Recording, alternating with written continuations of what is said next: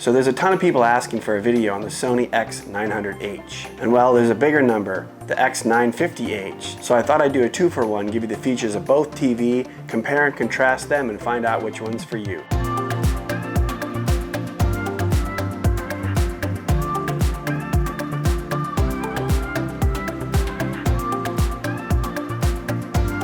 So what's up, it's B the installer, the guy who's seen over 10,000 TVs in the last 15 years. So before we dip into this video on the top 2 LEDs from Sony in 2020 and how they fit into the LED world, go ahead and subscribe and make sure to ring the bell so that you know when the next video is coming up. And I believe the next video is going to be the best mid-tier TV of 2020. And just assume this is going to be a great video and smash the like button. And make sure to comment and ask any questions you may have about these TVs or any TVs for that matter, and installation help. So I've been on quite the tear trying to find the best mid-tier TV in 2020. Now I want this for my bedroom, and I'm trying to stick to $1,000 or less for 55 or 65 inch.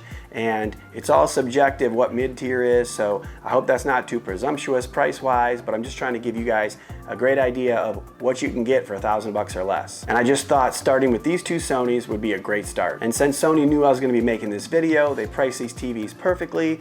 The 55-inch X900H is actually $999. They also made a 49-inch version of the X950H, and that also comes in at $999. So yeah, right on communication with Sony. All these TVs are bought and paid for by my wife, but she totally told me I could use my own opinions. All joking aside, I'm going to start by going over some of the features of these 2 TVs, kind of giving you the pros and the cons and comparing the 2. And then at the end, I'm going to differentiate these 2 TVs and kind of give you an understanding of which one might be right for you, because I feel like that's going to be the most crucial information. Like, is it a bright room? Is it a dark room? Are you watching movies, TVs, or gaming? So stick around for that. But first we have the X900H. So the X900H is a full array 4K TV that has HDR, Dolby Vision. It's powered by the X1 processor and it runs the Android system software. The X900H has 4 HDMIs. One of them is the audio return channel, or eARC, and it has your typical ins and outs, Ethernet, optical cord. It actually has a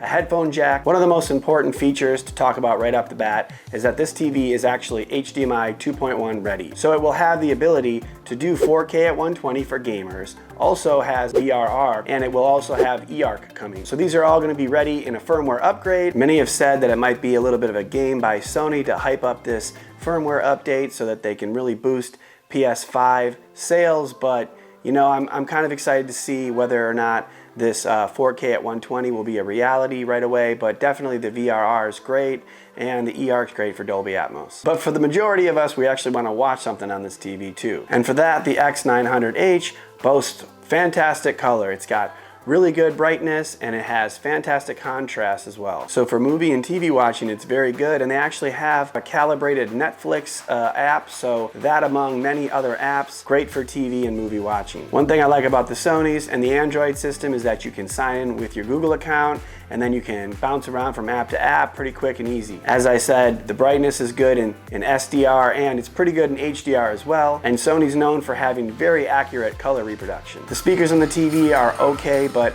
I'm kind of a soundbar and audio guy, so I don't really care too much about the speakers, but I recommend you get a soundbar at least to enjoy this great TV. So the X900H does not have the X-wide angle layer, so unlike the 950, it does not handle reflections that great, and when you're off axis with the X900H, it doesn't look as bright and it kind of washes out the colors a bit. But I think we're going to find out that that may not be a huge deal for a lot of people. I'll let you know in a minute why. And as I said, it has good contrast. It actually has great full array local dimming. It has, I think, 48 zones on the 55-inch. And so those dimming zones actually break up the TV into 48 separate parts. And so if you have a very dark area, it keeps it dark while you get real bright areas in the other side. And while the contrast and the local dimming are good, I did notice some blooming around logos, and I did notice that in HDR when watching it in a dark room that there was a lot of light bleeding into the widescreen dark areas in the top and the bottom. But the contrast is good, and most of those things are only really seen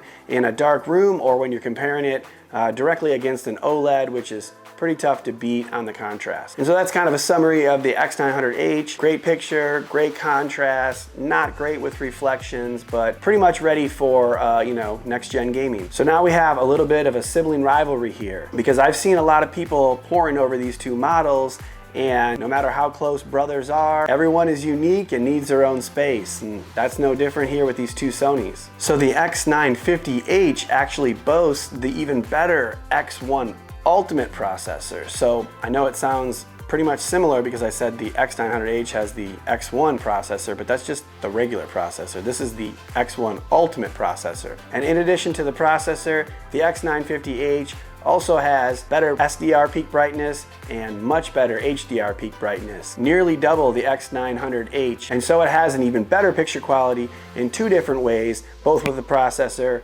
and with the brightness. The contrast ratio of the X950H is not quite as good as the X900H, but it still does have the same full array local dimming. Not perfect. Again, there's a little bit of blooming, a little bit of bleed into the darker areas, but mostly in the dark room, mostly in dark scenes. And you can make adjustments to counteract that by increasing the local dimming, and it works pretty good with the Sonys. And in addition to all that, the X950H actually has that X-wide angle layer, so it really knocks down reflections, and it helps a little bit off axis, off angle, but both of these TVs aren't great as most LEDs when you're watching them at angles. And now it gets a little bit more confusing, so pay attention to this. The X950H actually has 4 HDMIs, just like the X900H. And on this TV, it actually has eARC ready to go. It says eARC right on the side of the TV, whereas the X900H actually just says ARC, which that's audio return channel. X950H is enhanced audio return channel. And so the X950H comes ready to go,